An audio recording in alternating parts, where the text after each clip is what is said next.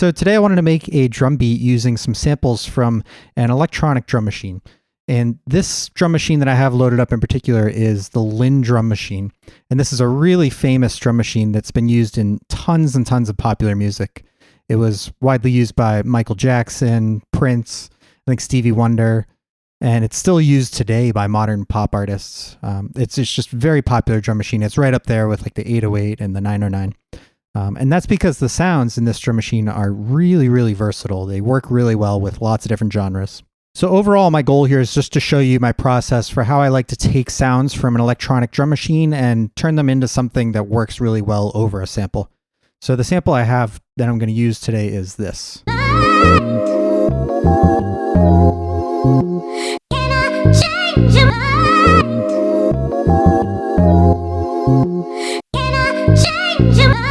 Which I really love that sample. It has an interesting sound built into it. It has a bit of a side chain sound to it, meaning that every quarter note, the volume is kind of sucked out of it a little bit. So it's kind of just asking for a 4 on the floor beat where I put a kick drum on all 4. So that'll be pretty simple and easy to do. Let's hop over to the Linn drum kit, or the samples that I have loaded up from a Linn drum. These types of samples you can kind of grab from anywhere, and they might vary a little bit from source to source, but they're all going to be generally the same if you're looking at a Linn drum kit. And they sound sort of like this.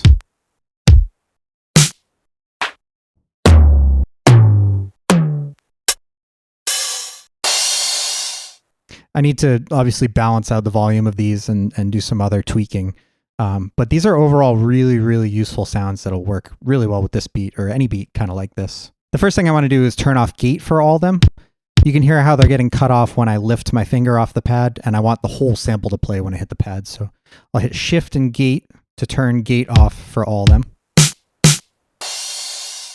And then from there, I'm going to start just playing the sample and kind of jamming with the samples over it and start making some adjustments. I'm definitely going to need to change the volume of each one. And then I also might be changing the pitch on some of them. Like I think this might sound good pitched down a bit.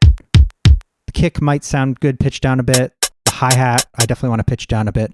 So let's just start messing around and see what happens here.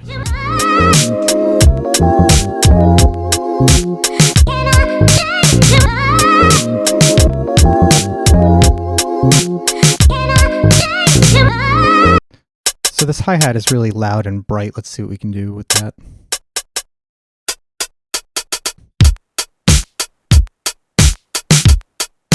That sounds a little bit better. See if maybe the snare sounds pitched down a little bit.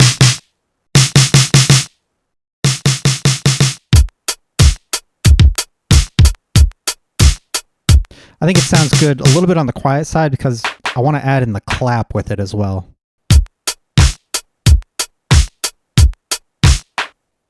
There, something like that I think is going to work well. Let's hear how that sounds over the sample.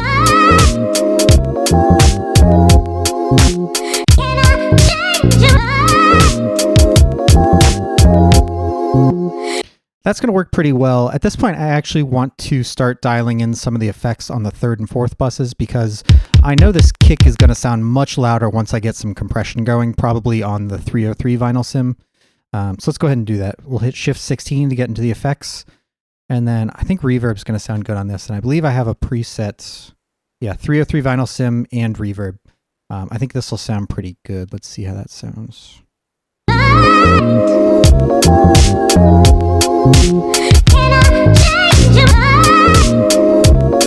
There we go. I apologize. I'm not an amazing finger drummer, but we will fix that with some of the quantized tools available in the 404 here. That's going to work really well. You can hear as soon as I turned on that 303 vinyl sim, it really took the compression up and it filled out the low end on the kick a lot. Let's just go in and see what that compression was at. So it's at 54 out of 100, I believe. Yeah. So let's just crank it up to like 80, see how that sounds.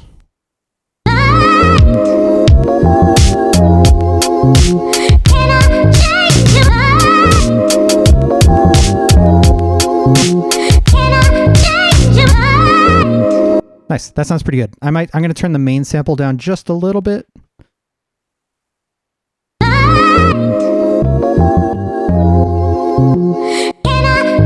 just so the kick can punch through even just a little bit more. Let's see if there's any other drums that we want to use here.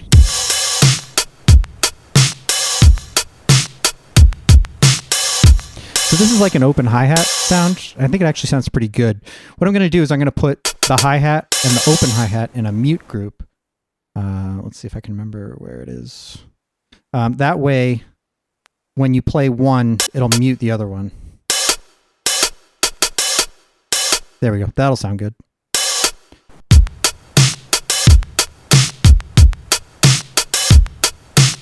Let's check out these toms real quick too.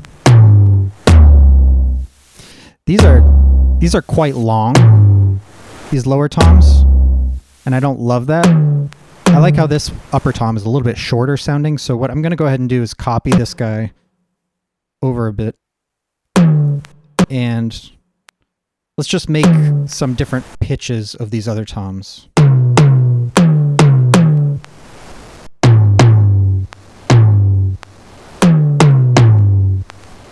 I think those will do a little bit better than these, which feel like they go on too long. I like these shorter sounding ones, so those will be good for the beat too. All right, so I went ahead and put the main sample on a pattern here. And now I can start layering in some drums over it. Now, like I mentioned before, I'm not the greatest finger drummer, so I'm going to rely on quantize pretty heavily for this, especially because it's a 4 on the floor beat, and I'm not looking for a ton of crazy offbeat type sounds. The one place where I might try to do something a little more interesting is with the swing, especially on the hi-hat, where you may have heard when I was kind of experimenting around with the beat, I was playing around with some different swing type feels with the hi-hat. So I might try dialing in a little bit of swing on the hi-hat and see how that sounds. But let's just start with the obvious place, which would be the kick. So let's go ahead and record a kick. So let's take a look at our quantize settings. We have it up to 100. That's good. I'm going to just fully quantize the kick here. So let's go ahead and record it in.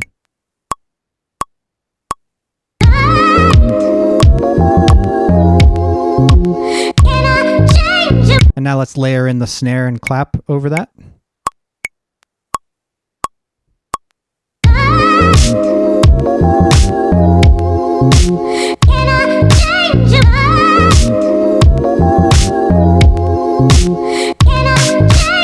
All right, everything's sounding very basic. Let's get a much more interesting hi-hat pattern going, and then maybe we'll start adding in some extra kicks around this, as well as some of the tom fills. So for the hi-hat, I'm going to use some swing, and then I think I'm also going to use the 16 velocity to try to get some different velocities going. For now, I've been using fixed velocity to get just fully loud kicks and snares and claps.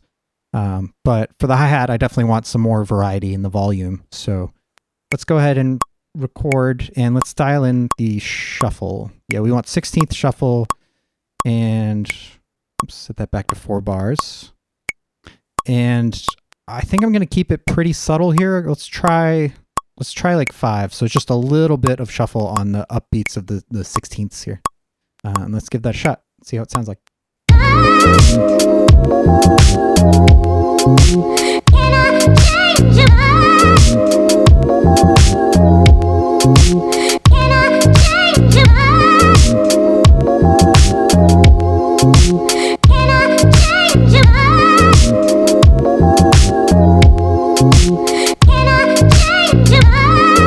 That sounds pretty good. It could be a little less swing possibly, but I actually don't mind having the more interesting swing on the hi-hat. And then we'll do some other fills with the toms, and we'll do some extra kick drum stuff too. But I'm going to take a mental note that I had the swing at +5 on the 16th, so I can dial that in when I start doing other stuff here too. So at this point, I actually think I want to get my open hi-hat into the beat a bit. But because my regular closed hi-hat is so sparse, I actually want to turn the gate off on the open hi-hat so I can get it to close without having a closed hi-hat sound. So let's go ahead and record that in now.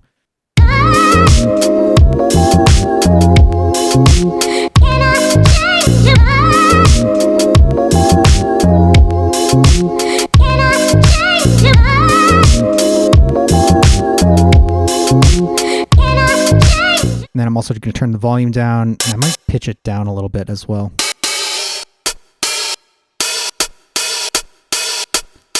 There we go. Now it sounds more similar. It almost sounds like an actual hi-hat, as if those were coming from the same hi-hat. Let's hear how that sounds.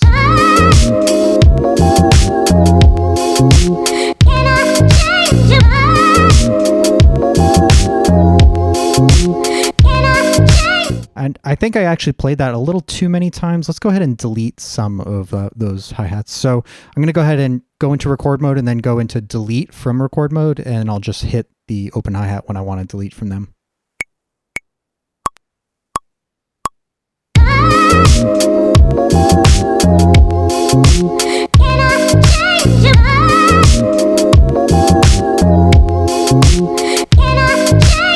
That's sounding pretty good. Let's get some extra kicks and toms in there.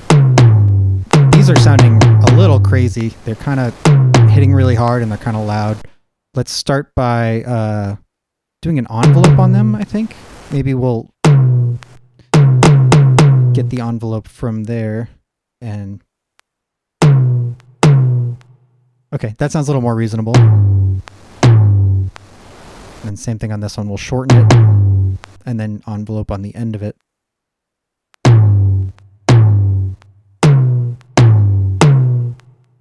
It's very much like a hard hitting tom. I don't know if it's going to work in this beat, but we'll try. That's already sounding more reasonable to me. Let me go ahead and turn the volume down on it a little bit more. It's funny when you dial in a lot of compression on the 3rd and 4th bus, just how far you have to turn down the volume to make them actually sound quiet.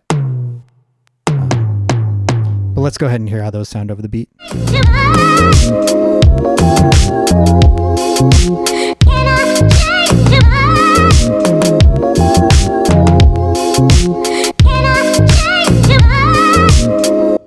All right, I think they'll work as like a little fill towards the end of the 2-bar segments there. So let's record that in.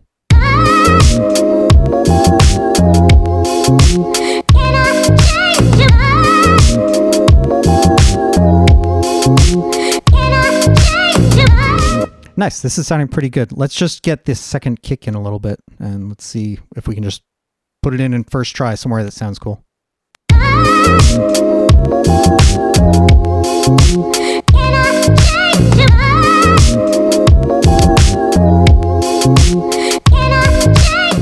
That sounded pretty good, but now that I have that all dialed in, I'm going to go ahead and turn that main sample back up just a little bit, just to bring it back into the drums a bit. I feel like because I've been working specifically on just drums, the drums are sort of the top volume right now, and I just want to get the sample up to the same level of volume as the drums.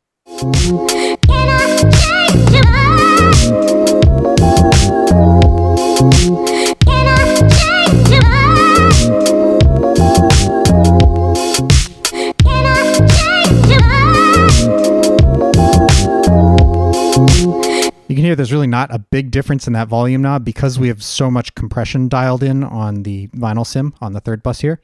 But I think that's sounding pretty good overall. So at this point, this is a pretty full drum beat, and this is how I sort of like to start my drum beats, where I just toss everything in there and I get it fully going.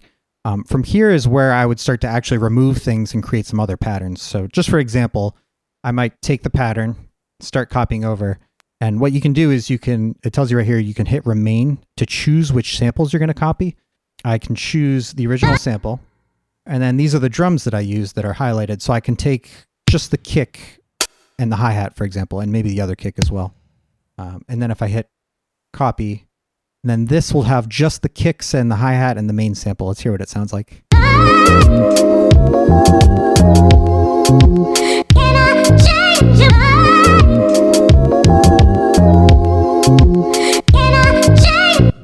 So that's a really easy way to start creating some other sections of a beat or a track out of this one beat where we took a ton of drums and just layered it as much as we could.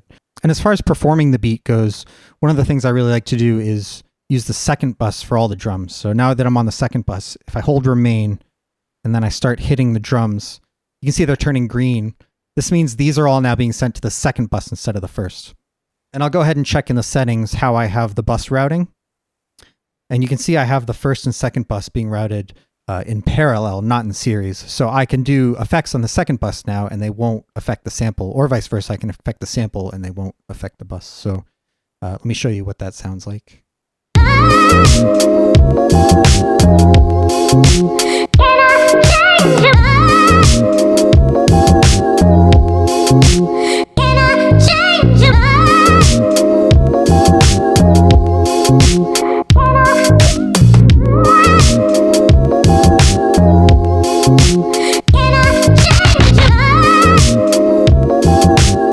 And that's a really fun way to do some fun effects on a beat. I really pretty much always send the drums and a lot of times the bass as well to the second bus. And that's how I'll perform the beat and add in the effects over the beat. At this point, I would add some vocals and stuff into it, but this was just a way to show you how I would treat some electronic drum sounds. I do really love the Linn drum sounds in particular. I think they work ridiculously well on all kinds of different genres. And yeah, that's the final beat. I hope you enjoyed it. See you next time.